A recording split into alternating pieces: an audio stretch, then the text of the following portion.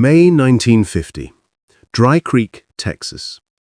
A small, sunburned town buried deep in the desert, surrounded by oil pumps, dust, and silence. The kind of place where everyone knew everyone, and secrets didn't stay hidden for long. Or at least, that's what they thought. Charles Miller ran the town's general store, Miller's Supply and Gas, with his wife, Eliza. It was the heartbeat of Dry Creek, a place where people came not just for groceries, but for gossip, coffee, and a break from the Texas heat. Their twin daughters, Evelyn and Mary Miller, were the pride of the town. Born 6 minutes apart, raised under the same roof, but completely different souls. Evelyn was quiet, thoughtful, always with a book or pencil in hand, keeping track of the store's ledgers, helping her father, rarely raising her voice. Mary was her mirror opposite, lively, fearless, full of laughter, dreaming of leaving Dry Creek to see the big city lights of Dallas. People said you could hear her laughter echo down Main Street on summer evenings. Together, they were inseparable, two halves of one heart, always walking arm in arm down the dirt roads, always seen together. On the evening of May 14, 1950, the twins closed their father's store at 8:30 p.m., just like every Saturday. They waved goodbye to their father, promising to walk home before dark. It was only half a mile, across the wooden bridge, past the abandoned oil refinery, and up the hill to their farmhouse. They never made it home. By midnight, Charles Miller was out in the streets calling their names into the desert wind. He searched the bridge, the fields, the refinery. Nothing. By dawn, half the town joined the search. Lanterns in hand, dogs barking through the mesquite fields. But the girls were gone. Sheriff Tommy Green organized the biggest search Dry Creek had ever seen. They combed every inch of the desert. Horses, dogs, even volunteers from nearby Abilene came to help. Days turned into weeks, weeks into months, but not a single clue surfaced.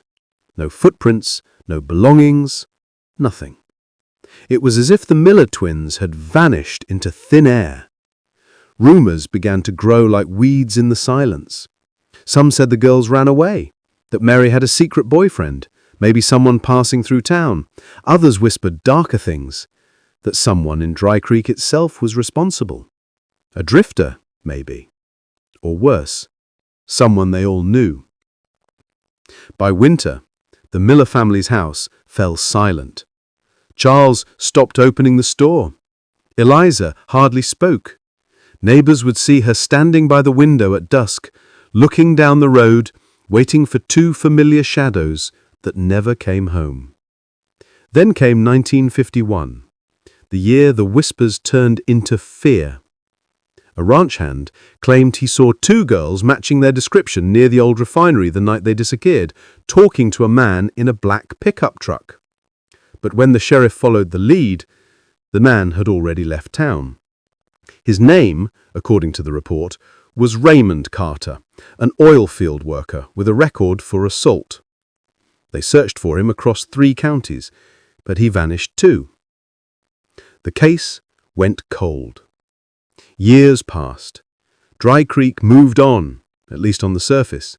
Kids grew up hearing stories of the Miller twins, how they vanished on a summer night and became the town's eternal ghost tale.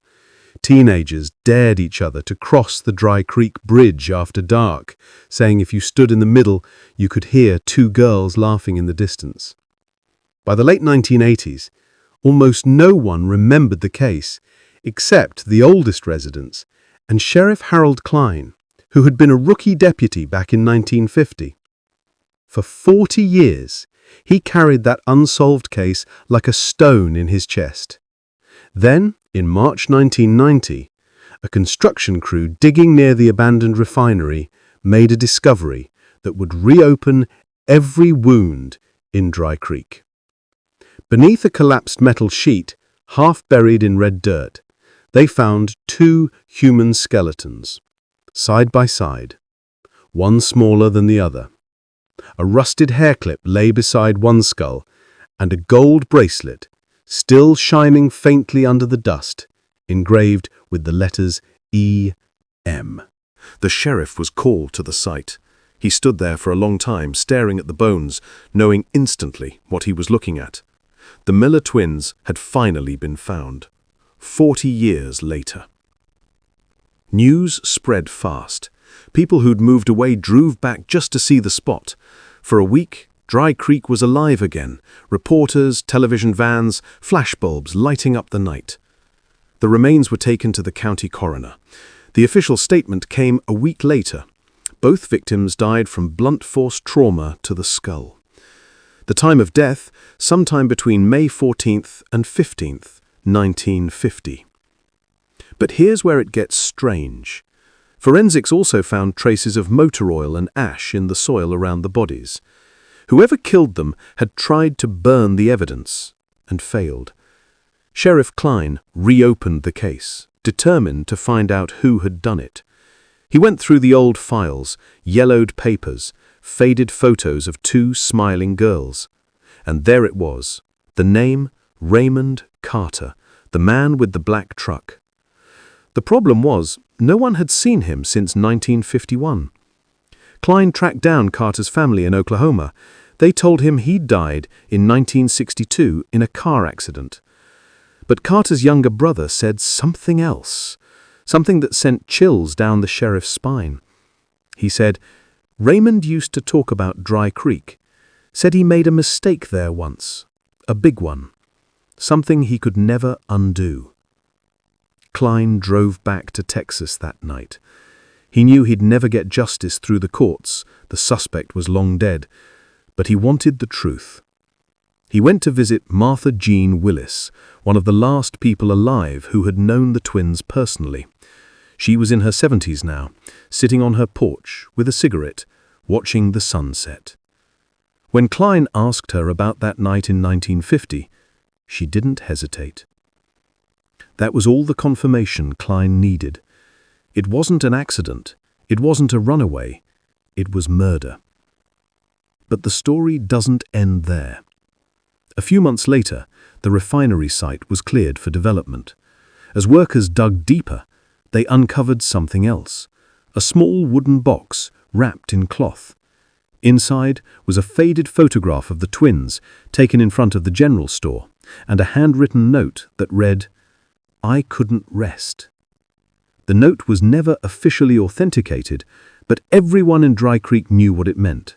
Raymond Carter's ghost had confessed decades after he was gone. The Miller sisters were buried together in the small cemetery at the edge of town. Their gravestone read, Evelyn and Mary Miller, together forever, beneath the Texas sky. At the funeral, the entire town came out. People who hadn't seen each other in decades stood shoulder to shoulder in silence. Sheriff Klein placed the gold bracelet on their grave himself. Then he said softly, Welcome home, girls. After that, Dry Creek went quiet again.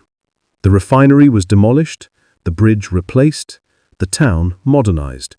But every now and then, when the wind blows just right, locals say they still hear two young voices, laughing, faintly, somewhere out by the creek.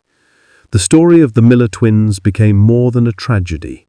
It became a reminder that in small towns like Dry Creek, history never stays buried forever. He passed away the next year. Locals say his grave sits just a few yards away from the Miller twins. Some folks claim that on quiet summer nights, if you walk past the cemetery gates, you can hear 3 sets of footsteps instead of 2, as if the sheriff finally found them and they're walking home together. Under the endless Texas sky, the wind still whispers through the dry fields of Dry Creek. Time has moved on, but some ghosts never fade, and the shadows of that warm May night in 1950, the laughter, the fear, the silence, still linger long after the town stopped saying their names out loud. Because sometimes the land remembers what people choose to forget.